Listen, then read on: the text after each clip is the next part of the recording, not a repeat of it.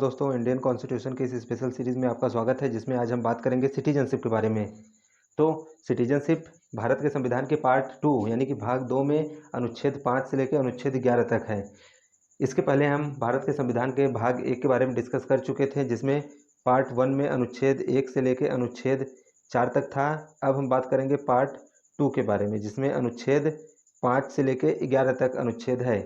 यानी कि अगर क्वेश्चन आए कि भारत के नागरिकता के बारे में किस भाग में डिस्कस किया गया है, तो भाग 2 है और अनुच्छेद 5 से लेकर 11 तक।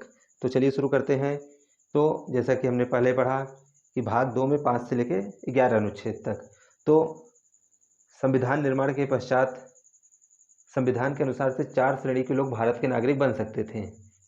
और पहला ये था कि एक व्यक्ति जो भारत का मूल निवासी हो और 3 में से कोई एक शर्त पूरी करता हो। यदि उसका स्वयं का जन्म भारत में हुआ हो, या उसके माता पिता में से किसी एक का जन्म भारत में हुआ हो, या फिर संविधान लागू होने के 5 वर्ष पूर्व से वो भारत में रह रहा हो। यानी कि 26 जनवरी 1950 को हमारा संविधान लागू हुआ, उसके 5 वर्ष पहले से वो भारत में निवास कर रहा हो, तब उसे मिल सकता है भारत की नागरिकता। या फिर उसके माता पिता में से कोई एक का जन्म भारत में ही हुआ हो, या फिर उसका स्वयं का जन्म भारत में हुआ हो।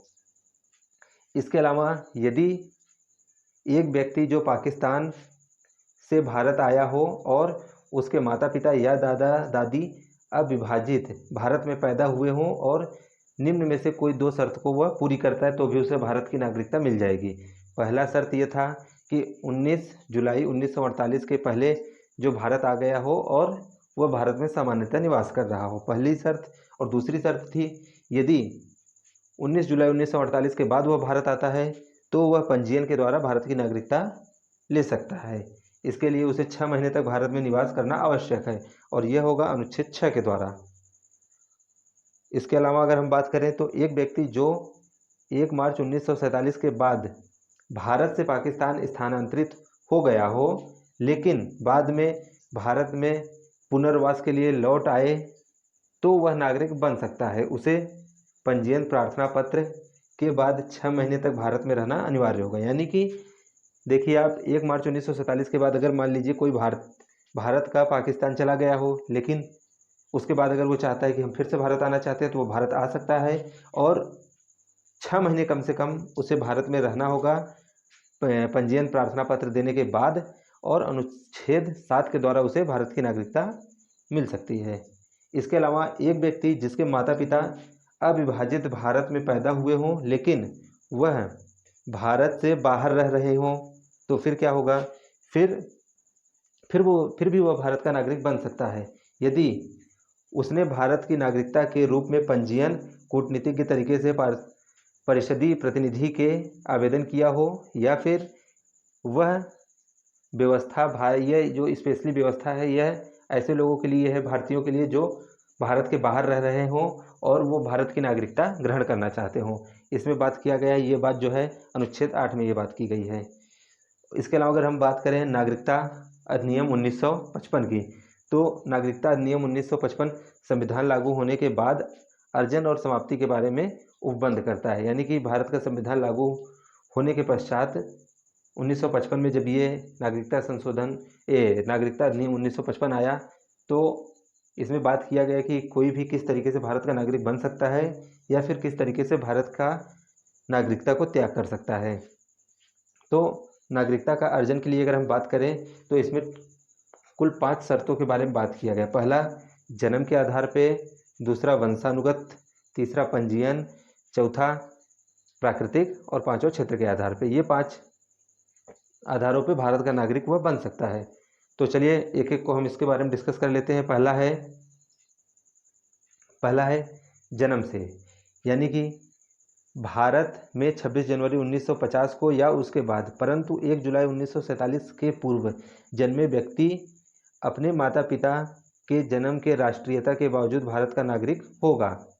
इसके लिए क्या है, भारत में 1 जुलाई, यहाँ पे 1 जुलाई 1947 होगा। 1 जुलाई 1947 को या उसके बाद जन्मा व्यक्ति केवल तभी भारत का नागरिक माना जाएगा यदि उसके जन्म के समय उसके माता पिता में से कोई एक भारत का नागरिक हो। यानी कि 1 जुलाई 1900 बाद का जन्मा कोई भी व्यक्ति भारत का नागरिक तभी माना जाएगा जब उसके माता पिता में से किसी एक के पास भारत की नागरिकता हो, या फिर इसके अलावा यदि किसी व्यक्ति का जन्म 3 दिसंबर 2004 के बाद भारत में हुआ हो तो वह उसी दशा में भारत का नागरिक माना जाएगा यदि उसके माता पिता दोनों उसके जन्म के समय भारत के नागरिक हों, या माता पिता में से, ये देखिए, में से एक उस समय भारत का नागरिक हो और दूसरा जो है अवैध है वो अवैध रूप से प्रवासी न हो।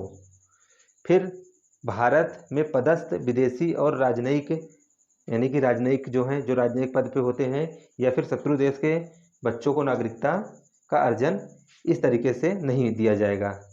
फिर बात करें हम वंश के आधार पे, तो कोई व्यक्ति जिसका जन्म 26 जनवरी 1950 को या उसके बाद परंतु 10 जनवरी 1992 के पूर्व भारत के बाहर हुआ है तो वह वंश के आधार पर भारत का नागरिक बन सकता है यदि उसके जन्म के समय उसके पिता भारत के नागरिक हों।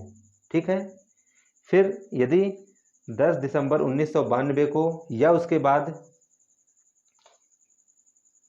यदि किसी व्यक्ति का जन्म देश के बाहर हुआ है तो वह तभी भारत का नागरिक बन सकता है यदि उसके जन्म के समय उसके माता पिता में से कोई एक भारत का नागरिक होता है, तो ही वंश के आधार पर वह भारत की नागरिकता प्राप्त कर सकता है, अन्यथा नहीं। तो इस लेक्चर में सिर्फ यहीं तक। इसके बारे में जो शेष अभी जानकारी बची है उसको हम नेक्स्ट लेक्चर में कवर करेंगे, क्योंकि ये टॉपिक काफ़ी डिफ़िकल्ट टॉपिक है, क्योंकि इसमें काफ़ी डेट्स हैं, आपको एक एक डेट याद करना पड़ेगा और हर तरीके को थोड़ा अच्छे से देखना पड़ेगा। तो आप इसको देखिए और इस पर अपने कमेंट्स दीजिए, और यदि अच्छा हो वीडियो तो उसे लाइक करिए और चैनल को सब्सक्राइब और बेल आइकन दबाइए, और अगर वीडियो अच्छा ना हो तो आप डिसलाइक करिए और कमेंट सेक्शन में अपना ओपिनियन दीजिए, और बाकी नेक्स्ट वीडियो में हम डिस्कस करेंगे इस चैप्टर के बारे में। तो thanks for watching this video. धन्यवाद।